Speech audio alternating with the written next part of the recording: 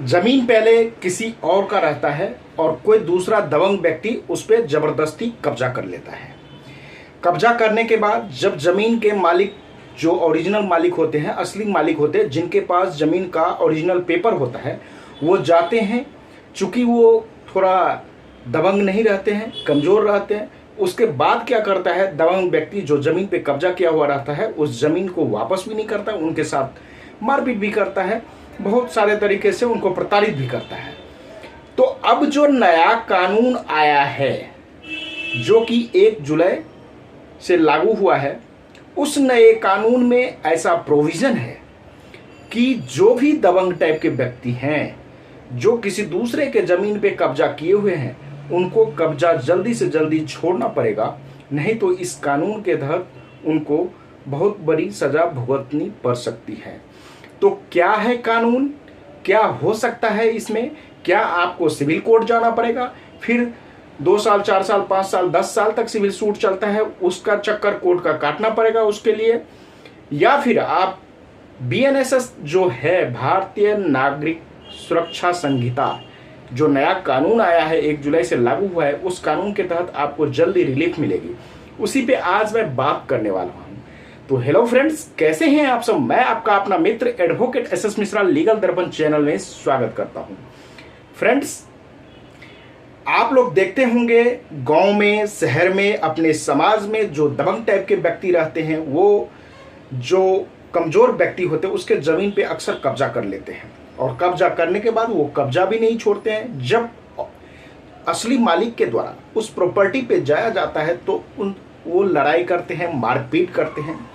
चूँकि असली मालिक जो होता है वो कमज़ोर टाइप के होते हैं, तो उस ज़मीन का कब्जा जो है वो खाली कराने में असमर्थ हो जाते हैं।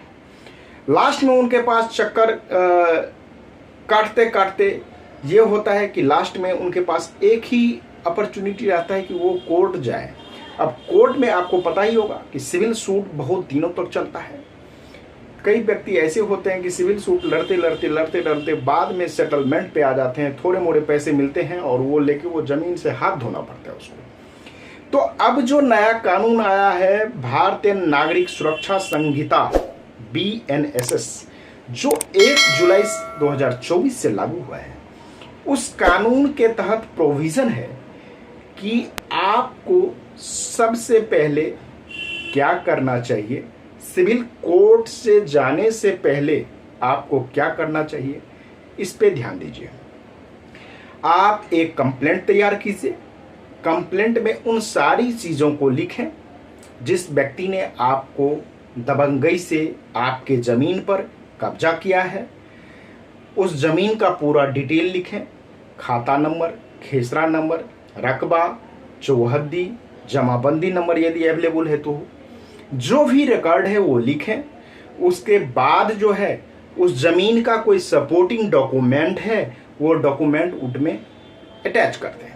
डॉक्यूमेंट उसमें अटैच करने के बाद वो कंप्लेंट आप पहले थाने में दें।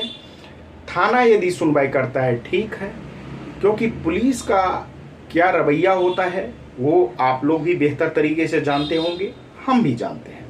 थाना यदि नहीं सुनता है SDM के पास आप दें। SDM यदि नहीं सुनता है तो कलेक्टर के पास दें। उसके बाद आप जब जाते हैं, यदि SDM कोर्ट में, दोनों तरफ के जो डॉक्यूमेंट होते हैं वो देखा जाता है। उसके बाद जो असली मालिक होते हैं, जिनके फेवर में वो कागज़ होते हैं, उनको जल्दी से जल्दी मामले को निपटा करके उनके कब्जा उनको दिला दिया जाता है। कहने का मतलब है असली मालिक को अब दर बदर भटकना नहीं पड़ेगा। यदि SDM ऐसा नहीं करता है तो कलेक्टर के पास जाएं, कलेक्टर फिर ऐसा करेंगे। तो कहने का मतलब है कि पहले क्या था कि आप सिविल कोर्ट में जाते थे, चक्कर काटते थे, लेकिन ये जो प्रोविज़न आया है BNSS का, इसमें प्रावधान है कि आप जो है सिविल कोर्ट जाने से पहले ये सब प्रक्रियाएं करें। ये सब प्रक्रिया करने के बाद आपको जल्दी से जल्दी रिलीफ मिलेगा।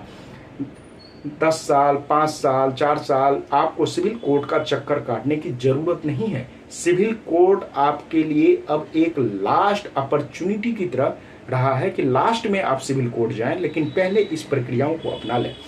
तो फ्रेंड्स, जानकारी कैसा लगा आप कमेंट करके जरूर बताना। कोई कंफ्यूजन हो तो आप मुझे कमेंट करना, उसका रिप्लाई देने का मैं कोशिश करूंगा। आज तक के लिए इतना ही, फिर मिलते हैं नेक्स्ट वीडियो में। तब तक के लिए